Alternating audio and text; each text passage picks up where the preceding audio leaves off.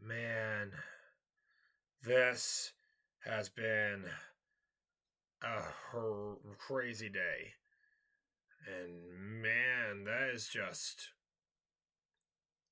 crazy there. And very sad day today in the music world.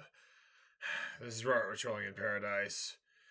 It's with a sad and heavy heart that I have to reveal today. I just got some sad news today, and I'm going to be doing a tribute video, which I have not done in over 2 years.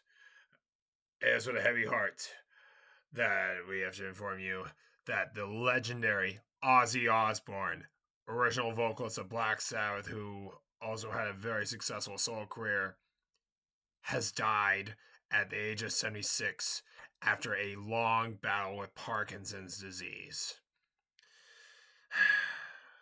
Man, this guy he was one of the first metal artists I ever saw live. I saw him as a solo artist back in 2010 when he rolled through my hometown, Victoria.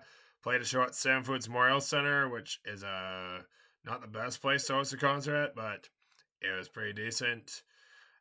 The biggest show Sam Foods Memorial Center ever hosted. I went to that show. I was 14.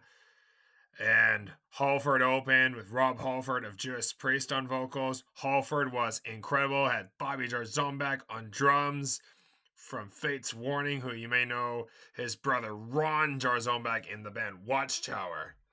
Ozzy came on second. He headlined. He was horrendous. He sounded like absolute garbage.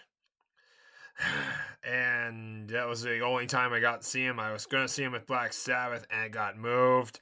And it got moved to a bad spot that my scheduling did not line up for the rescheduled date for Black Sabbath, so I couldn't even see Black Sabbath at all. It was on Black Sabbath's final tour as well. And I was supposed to see Ozzy on his final solo tour with Megadeth. He canceled it. Well, it got moved to 2020, and then Megadeth got replaced by Marilyn Manson, and then Ozzy canceled it due to his Parkinson's diagnosis. Man, Ozzy had some really good albums. Started Black Sabbath, the Saltel debut, Paranoid, Master of Reality, those first three. Volume 4, which is my personal favorite of the Sabbath albums.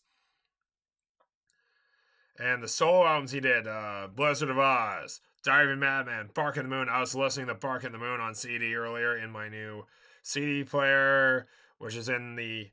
That's because I bought a new record player, and it's got a built-in CD player in there. So yeah, it works really well. Tried out the CD player portion today with Ozzy's Bark at the Moon as soon as I got home today. And man, it was crazy getting through this after hearing about Ozzy's passing. That title track, Bark at the Moon, was what opened the concert when I saw Ozzy back in 2010. Of course, he released Ultimate Sin, Shot in the Dark, which is awesome. No Rest for the Wicked. No More Tears, which has the iconic Mama I'm Coming Home on it. Osmosis, which, not really. Like Down to Earth was bad from 2001. And then Black Rain from 2007. Scream 2010, that's when I saw him live. That was the only time we got to see him. Ordinary Man 2020, which came out right before the pandemic struck. And finally ending with Patient Number 9. Easily the worst thing he put out besides Down to Earth. And Patient Number 9 is not how I would have wanted him to go on in terms of leaving off an album, man. Ozzy sounded like absolute garbage on that record. And I could tell his voice was absolutely shot from because he did do drugs for a while, and he was diagnosed in 2019 with Parkinson's, and he publicly announced it in 2020. But he did a lot of crazy shit as well back in after going solo. He bit the head off a dove. And then 6 months after that, during a concert in the Midwest, he bit the head off a bat. That was pretty cringy. And then he urinated on the cenotaph outside the Alamo a month after that.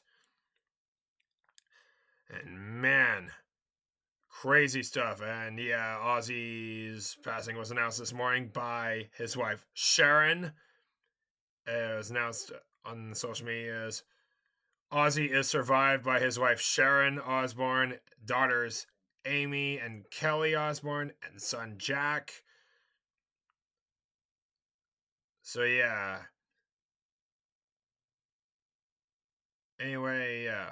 Ozzy Osbourne, born December 3rd, 1948, leaves us today, July 22nd, 2025, at the age of 76 after a battle with Parkinson's. Rest in peace, Ozzy. You will be missed.